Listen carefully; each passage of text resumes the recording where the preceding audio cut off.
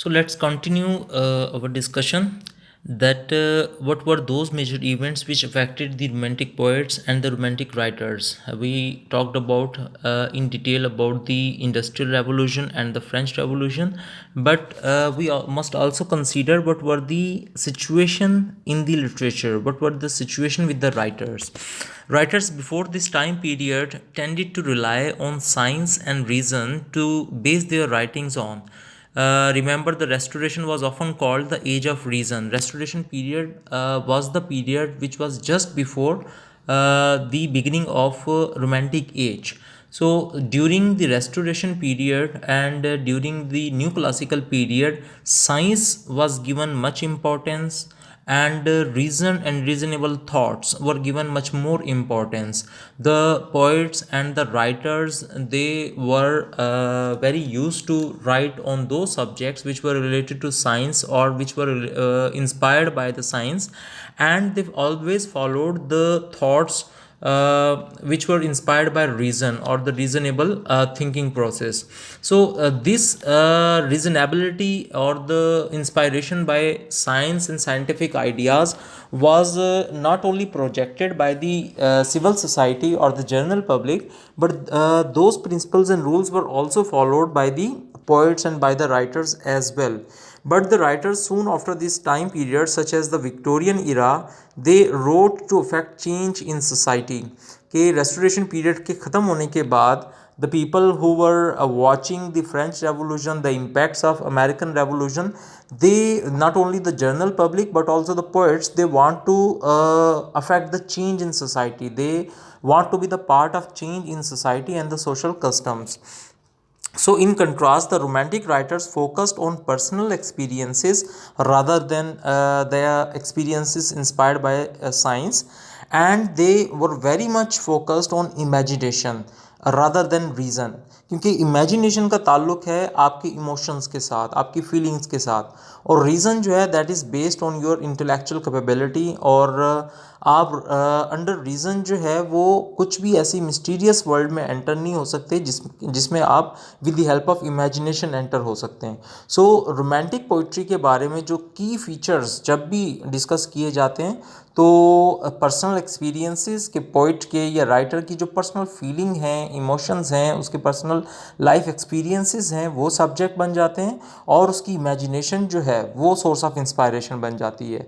So this change in thinking was thought to be needed because of all the political, economic and social changes taking place, because we should remember the impacts of industrial revolution in Britain. Thus we were they were not as concerned with reason.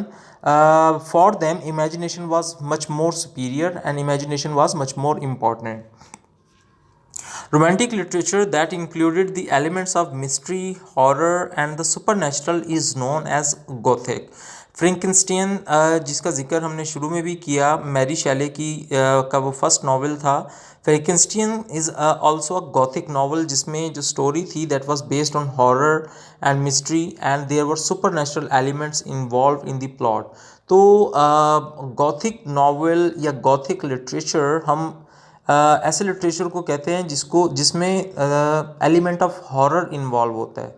जैसे आजकल की modern horror movies या horror dramas आपने अगर देखे हों, तो उसमें सेंस ऑफ मिस्ट्री मेंटेन की जाती है, एक काइंड ऑफ टेरर और हॉरर क्रिएट किया जाता है, और उसमें इन्वॉल्वमेंट होती है ऑफ द सुपरनेचुरल एलिमेंट्स की। सो Gothic novels tended to feature troublesome tones of the writer, and remote settings were shown in the plots, and mysterious events were portrayed and projected in the novels, or in that kind of poetry, because Samuel Taylor Coleridge, जिसके साथ Wordsworth ने मिलकर lyrical ballads book लिखी थी, अ combination of different poems, वो भी mysterious events present करता है। तो कॉलेज की एक पोइम है the rhyme of ancient mariner. ये आई गेस हमारे BZU के ग्रेजुएशन के सिलेबस में भी शामिल है। तो उसमें एक सी वॉयज का जिक्र किया जाता है, जहाँ पर जो ट्रैवलर्स हैं वो बहुत सारे मिस्टीरियस इवेंट्स को एक्सपीरियंस करते हैं, और वहाँ पर बहुत सारी सुपर नेचुरल स्पिरिट्स वगैरह, या कह लीजिए कि एक काइंड ऑफ सुपरनेचुरल बर्ड्स या एल्बेट्रॉस, इस किस्म के बर्ड्स का जिक्र वहाँ पे होता है, और वो कहानी बड़ी मिस्टीरियस और बड़ी ट्रबलसम होती है for the readers. So not only the romantic novelists but also the romantic poets, they were following the conventions of gothic or the horror or supernatural beings. The characters' inner emotional lives receive a lot of attention by the poets and by the writers into Gothic literature. And Gothic literature में जो है वो the struggle between good and evil is prominent. कि उसमें जो plot construct किया जाता है या story devise की जाती है वो basically theme of good and theme of evilness पे base करती है, कि वहाँ पर conflict between these two type of emotions दिखाया जाता है, ये these two types of philosophies दिखाया जाता है. तो ये ना सिर्फ लिटरेचर की प्रोजेक्शन थी बल्कि ये उस एज की भी प्रोजेक्शन थी, पॉलिटिकल डिस्टर्बेंस की प्रोजेक्शन थी, जहाँ पर on one side there were good motives and on the other side there were evil motives.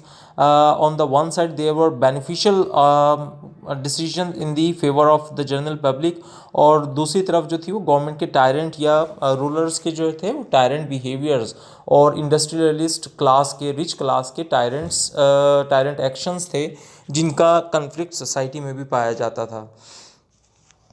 The Romantic period could be argued to start with the publishing and selling of lyrical ballads with a few other poems. And the lyrical ballad was written by Samuel Taylor Coleridge and William Wordsworth. They worked together onto this project, or they wrote more than 100 poems into simple English inspired by imagination and personal experiences. And these included Coleridge's famous poem The Rime of the Ancient Mariner and Wordsworth's famous poems Lines composed a few miles above Tintern Abbey. इसके अलावा भी उसमें बहुत सारी poems थी, more than 100 by these two poets. तो lyrical ballads की जो पब्लिकेशन थी या उसकी जो इंट्रोडक्शन था इंग्लिश हिस्ट्री में, वो एक बहुत बड़ी लिटरेरी अचीवमेंट थी, एक बहुत बड़ा लिटरेरी चेंज था, जहाँ पर वर्ड्सवर्थ ने और कॉलरिज ने मिलकर काम किया on poetic philosophy and on poetic criticism. और फिर 1798 में ये बुक पब्लिश हुई थी. 1800 में इसका फर्स्ट प्रीफेस लिखा गया था और 1802 में इसका सेकंड एडिशन का प्रीफेस लिखा गया था, जिसमें कि वर्ड्सवर्थ ने पोइट्री की फिलॉसफी या पोइट्री की क्रिटिसिज्म प्रेजेंट की थी कि पोइट्री को होना कैसा चाहिए. तो अकॉर्डिंग टू वर्ड्सवर्थ्स डेफिनेशन कि फेमस या powerful poetry is basically the expression of powerful emotions and a simple language. तो उसकी ये बेसिकली दो जो पॉइंट्स थे कि expression of emotions plus the usage of simple language, ये उस एज की पोइट्री का स्लोगन बन गया.